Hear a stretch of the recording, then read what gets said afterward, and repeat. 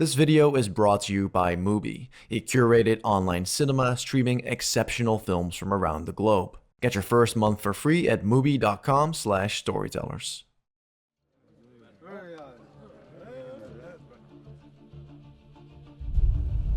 The beginning of The Dark Knight, you see that Bruce Wayne and his Batman persona have matured. He's really the fully formed Batman from the comics. And so you're looking at a character who has embarked on this crusade. He's looking for an end to it and sees in the person of Harvey Dent, the new district attorney in Gotham, he sees the response he was looking for. He sees the legitimate face of his campaign being taken over by Harvey Dent. And I think that pleases him for a couple of reasons. I mean, it pleases him in our story because this was his original aim, to see the good of Gotham rise again. But it also pleases him, I think, because he sees that he might be able to stop being Batman. He might be able to go back to having a relatively normal existence. If at the start of Batman Begins we found Bruce Wayne in Gotham City in a state of insufficiency, the beginning of The Dark Knight sees our protagonist in a firmly established position of power. In the time between the two films, Batman has effectively turned the tide against the criminal underworld and has been accepted by its law enforcement as a symbol in their fight against organized crime. With the mob on the run, the world is seemingly on the cusp of being flipped back on its feet. You don't like what I have to offer, you can buy from someone else. Assuming Batman left anyone to buy from. But it's exactly this sense of sufficiency and power that hides a latent naivety and blindness to the unintentional consequences of Bruce's actions. He's also in a place where he's having to question, having to gauge the response to his presence in Gotham that he's seeing. He's seeing a rise in copycats and vigilantism and all kinds of things going on, and an escalation of the war with organized crime. And so there are a lot of potentially negative consequences of his crusade brewing in Gotham at the beginning of the film. That wasn't exactly what I had in mind when I said I wanted to inspire people. And so if Bruce's story in Batman Begins maps closely onto the story of the fall of man from the Garden of Eden, The Dark Knight more closely embodies the narrative of the Tower of Babel. Having survived Ra's al Ghul's flood and having found a renewed sense of purpose and courage in the face of fear, Bruce and the people of Gotham City set out to re-establish order by completely eradicating organized crime in one giant trial. But as in the story of the Tower of Babel, this sudden shift towards extreme order is marked by a sense of excess and hubris, in which Bruce and the other protagonists are in danger of losing themselves in their newfound power. When their enemies were at the gates, the Romans would suspend democracy and appoint one man to protect the city. Harvey, the last man that they appointed to protect the Republic was named Caesar, and he never gave up his power. Besides the emergence of armed vigilantes, we find this hubris in Gordon's willful blindness towards the corrupt cops in his department, and in Bruce's use of the Batman, who in essence becomes an extrajudicial arm of the law acting with impunity, which becomes abundantly clear in the forceful extradition of Lau from Hong Kong. On top of that, this drive towards total order and control is shown in Bruce's advanced spying technology that allows him to listen into and visually locate any call, giving him the ability to be anywhere at any given time. With half the city feeding you sonar, you can image all of Gotham. This is wrong. But we can also find it in Bruce himself, as he aims to manipulate events in such a way that the final return to the harmony of the garden with Rachel can take place. Are you interested in his character or his social circle? But like in the story of the Tower of Babel, these unconscious pretensions to godhood lead the protagonists to believe that there is no limit to their mission, no end to what Batman can and cannot endure. Know your limits, Master Wayne. Batman has no limits. As the ultimate manifestation of this blindness to excess, Nolan introduces us to Harvey Dent. Gotham's new district attorney is in many ways the person Bruce could never be. As a fearless representative of pure order and justice, he seemingly embodies the image of the would-be king at the center of his realm. You're the symbol of hope I could never be. Your stand against organized crime is the first legitimate ray of light in Gotham in decades. He's Bruce without the trauma, a man before the fall, pristine in his existence, and he's therefore replaced Bruce in his union with his feminine counterpart. But Harvey's seeming perfection is also indicative of a latent blindness to his inner animality and his capacity for evil. In his devotion to complete order, justice, and control, he quite literally represses the other side of the coin. There's something right from the beginning you see in him that's questionable. You see a sort of revolting ambition. You see a little germ of darkness there that can, and of course therefore will, in this kind of story, rise up and turn into something ugly. You can't give in! And so instead of dealing with an insufficiency, Bruce is now forced to overcome his excess, his pretensions to godhood. He has to lower Gotham's inflated order and face the consequences of his actions. You crossed the line first, so you squeezed them, you hammered them to the point of desperation. And when pushed to its extreme, when repressed to its limit, these consequences and this latent tension of chaos and animality will inevitably rise up and explode. Good evening, ladies and gentlemen. That was really the hook that got me interested in continuing the story. I wanted to see, what that criminal response would be. It's very much personified by the presence of the Joker and the way in which the conventional mobsters of Gotham unleash the Joker, really, is kind of similar to the way Bruce Wayne, channels his darkest impulses into the figure of Batman. Like Ra's al Ghul, the Joker is a manifestation of a part of Bruce's and Gotham's unacknowledged shadow. In essence, the Joker is upside-down Batman. If Bruce, Gordon, and Harvey all embody the spirit of order, justice, and meaning, the Joker embraces meaningless chaos and animality. I had an idea of what the Joker would be in the world we'd created of Batman Begins. And to me, it was creating a sort of psychologically credible anarchist, a force of anarchy, a force of chaos, a purposeless criminal. To me, that is the most frightening form of evil. The enemy who has no rules, the enemy who's not out for anything, who can't be understood, can only be fought. Some men just want to watch the world burn. To visually establish the Joker as this cosmic force of self-negating subversion, Nolan shows him tricking his fellow bank robbers into killing each other until he's the only one left. The Joker embodies meaninglessness, and so he correspondingly lacks any kind of identity or backstory. Nothing. No matches on prints, DNA, dental, clothing is custom, no labels, no name. And to add to this marginal nature, Nolan has him participate in the imagery of animality, as a wild dog hanging out of a car, and as a serpent, marked by the rapid movements of his tongue. You know what I am? I'm a dog chasing cars. I wouldn't know what to do with one if I caught it. But the Joker's metaphysical essence is most succinctly manifested in his role as a clown. As Jonathan Peugeot has observed, the clown is a trickster who aims to make a mockery out of the established norms and categories, to flip the world on its head. I just did what I do best. I took your little plan and I turned it on itself. And so every time the Joker appears, he subverts and turns things upside down. In doing so, he aims to completely dismantle the order in Gotham and expose people to his worldview, that chaos is the only truth and that the faith in their ascent is one big farce. I try to show the schemers how pathetic their attempts to control things really are. But in his role as the Shadow, the Joker also embodies the potentiality for a positive transformation.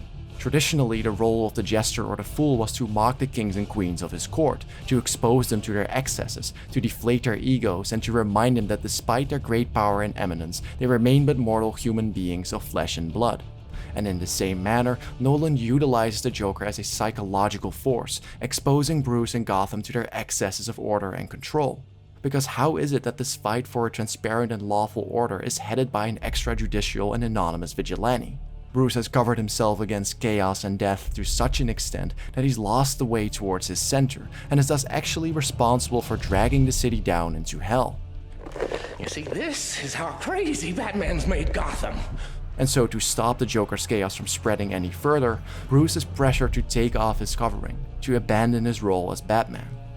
You want order in Gotham? Batman must take off his mask and turn himself in. It seemed sort of the ideal way to get to the core of Batman and the paradox of Batman, because he's somebody who's essentially doing bad things for good reason. He's using, force and vigilantism and intimidation, but he's trying to do it in the service of good, and I think it's an interesting place to have your hero. But of course, the Joker's goal is to exploit this flaw to its extreme, as he aims to regress Bruce and the city back to the point of a complete loss of self-confidence, to the brink of desperation and apathy. You brought this craziness on us! You did! You brought this on us! Today I found out what Batman can't do. He can't endure this. And so rather than marking a move towards integration, Bruce's ultimate decision to give in to the Joker's demands becomes the image of a cowering down in front of his shadow, of an unwillingness to face the reality of his being, and of a misguided hope that by abandoning his mission, his problems would simply disappear. You honestly think that's gonna keep the Joker from killing people? Maybe not, but I have enough blood on my hands. It's only through the actions of Harvey Dent, who proclaims himself to be the Batman, that Bruce overcomes his urge to lay down his arms and is pushed to continue his journey. But because Dent's plan is born out of his sense of overconfidence and hubris, Bruce's participation in this scheme is simultaneously an indicator of his continued failing to come to terms with his excess in an appropriate manner. He's using his bait. He doesn't even know if he can get the Joker. He's failed so far. And so even though they finally manage to capture the Joker, the situation is rapidly turned on its head as both Harvey and Rachel are kidnapped as a consequence. This inability to effectively contain his nemesis exposes Bruce to the limits of his power. You got rules. The Joker, he's got no rules. Nobody's gonna cross him for you. If the Joker is this destructive force which seeks to regress Bruce into passivity, he also comes to represent a force of temptation. The danger of Bruce losing himself in his excess. The only sensible way to live in this world is without rules. And tonight you're gonna break your one rule. As the embodiment of chaos and animality, the Joker sees order and moral goodness as mere circumstantial and hypocritical constructs, veiling people's true animalistic nature. They're only as good as the world allows them to be. I'll show you. When the chips are down, these civilized people, they'll eat each other. And so instead of forcing Bruce into submission, he now tempts him to fully embrace his excess, to indulge in animality and to unleash his inner capacity for chaos. Similarly, the Joker also seduces the larger established order into becoming tyrannical. He taunts the detective into beating him up. He tricks Gordon into shooting the hostages instead of the criminals. And finally, he tempts all of Gotham to let go of the rule of law by murdering one of their own citizens in cold blood. If Coleman Reese isn't dead in 60 minutes, then I blow up a hospital. All to prove that deep down inside, everyone is an animal, an agent of chaos, waiting to be unleashed. I think the Joker understands Batman, or feels he understands Batman, possibly in a way that Bruce Wayne doesn't entirely understand himself. And I think in the interrogation scene, it's interesting to see how the Joker is able to get under his skin. We like to think of our heroes, our heroic figures, as being immune to those kind of mind games. But of course, we all know that Batman is the most tortured and psychologically unbalanced in a way of these heroes. And so he's very vulnerable to the threat that the Joker poses, and we try and continually remind the audience of that during the course of the film. Okay, fine. You either die a hero, or you live long enough to see yourself become the villain. Of course, the ultimate example of this vulnerability to the shadow is found in the transformation of Harvey Dent. As the representation of seemingly pristine order, Harvey has actually repressed his animality and his capacity for chaos to such an extent that he becomes highly susceptible to its corrupting influence.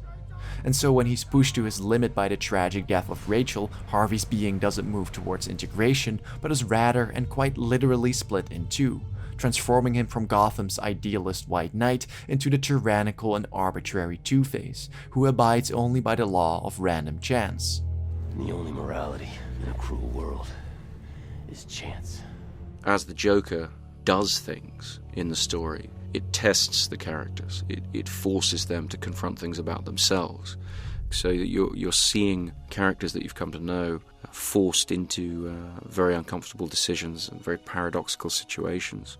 And it tells you something about those characters. It reveals them in sort of new and interesting ways. Well, I think the force of the Joker, the character, I like to say, sort of cuts through the story like the shark in Jaws. Just, he's a force to be reacted to. And I think that makes the Joker become a very, very unpredictable character. I think at times you really do feel he's prepared to do absolutely anything. So that the physicality of the story is all geared towards getting to a point near the end of the movie where you're actually concerned that the whole city will go down. You're actually concerned that this guy is going to completely destabilize that society. As this breakdown of order reaches its apogee, so too Bruce's mental state is on the verge of collapse. Having regressed into apathy after the death of Rachel and the maiming of Harvey Dent, Bruce wonders whether Batman has done more harm than good. I was meant to inspire good, not madness, not death. And so, in an effort to right his wrongs, he rescues the very person who threatened to pull him from his position of power, and sets out once again to confront his shadow in one final struggle for the fate of his being. This climactic battle simultaneously plays itself out on a societal level. The Joker has placed explosives on 2 ferries, one of which carries law-abiding citizens, the other transporting a group of incarcerated criminals. Each ferry carries the detonator of the explosives from the neighboring ship, which they will have to trigger if they wish to survive. If, however, one of you presses the button, I'll let that boat live. Reflecting Bruce's internal struggle, the question is whether the law-abiding citizens as the image of the center and of order will adopt tyranny and echo Bruce's embrace of his excess, or whether the convicts as the manifestation of the edge will indulge in their capacity for mayhem and become markers of Bruce's regression into animality. Or, as a final option, whether these 2 groups or these 2 forces will finally come into harmony and triumph over the subversion that's threatening to make the city tear itself apart. The opportunity you get with working in a particular genre, it affords you the opportunity to explore things you're interested in or afraid of, neurosis you have, worries you have about the way the world is. It allows you to explore them in a very sort of exaggerated manner, in a way that you can really tap into the collective fears that we have as a society. And particularly in the case of Batman, you have the opportunity through his environment, through Gotham, to really offer a very dark reflection of the society we live in. And that way, going through that process, you hope to come with something that will resonate with the audience, that will touch something in them. If in Batman Begins, Bruce was tasked with saving Gotham from being drowned by a flood as a manifestation of insufficiency, in The Dark Knight he ultimately realizes that this time he has to save the city from excessive order and hubris. Did you catch him? Yes. How? We burned the forest down. His victory over the Joker thus lies in the letting go of his power as the central figure in the fight against organized crime, by uncovering himself of his pretensions to godhood, and by placing his faith in the goodness of the people of Gotham. This integration is likewise reflected in the ultimate triumph of the people on the ferries, who similarly utilize the realization of their capacity for tyranny and chaos and turn it on itself, transforming a flaw into a virtue, and thereby saving the city from descending into death. Well, I think particularly when you're dealing with an iconic character, superhero character like Batman, there's a very direct relationship between the physicality of the character, the iconography of the character, and the internal state, the emotional state of the character. He's driven by very, very dark things. There's a lot of rage, a lot of anger that really, really motivates him, but he's trying to channel it into something good. After his triumph over the Joker, Bruce has to go through one final transformation by taking responsibility for the downfall, the crimes, and the ultimate death of Harvey Dent. I killed those people. That's what I can be. No, you can't. You're not. I'm whatever Gotham needs me to be. By willingly covering himself in sin, he effectively comes to terms with his human fallibility, as he lowers himself from the top of the hierarchy as Gotham's hero to the very bottom, as its most wanted criminal. In carrying this burden, reaffirming his role as the Dark Knight and the watchful guardian of the city, Bruce has seemingly saved Gotham's soul. One of the story elements I'm continually drawn to is the protagonist who suffers. I think if that comes from inside themselves somehow, if they are somehow responsible for their own predicament, I find that very evocative. So I think with all the stories I've tried to tell, I've always quite liked having a central character who's in some way responsible for his own situation. But if this self-sacrifice secures the ascent of the city, it comes at the cost of Bruce's being. Even though his willing covering of sin is a marker of his psychological transformation, by choosing to hide the truth about Harvey Dent, Bruce shows that despite his victory, he still lacks faith in people, and by extension, he lacks faith in himself. He has lost Rachel, and his hope of a return to the garden has therefore been shattered. And so instead of moving upwards, Bruce descends down into darkness, away from his center into exile and symbolic death. His self-sacrifice is therefore punitive in nature, and the lie upon which it rests becomes the foundation for a false ascent, a foundation that will come crashing down in the final chapter of Bruce's journey. Gotham, take control of your city.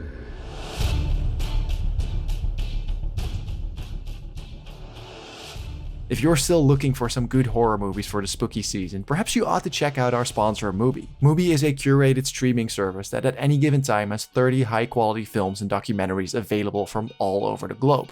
Every day they add a film and every day they take one away. And right now in the US, Mubi is streaming a number of films from horror legend Dario Argento, a perfect fit if you're aching to binge some classic horror.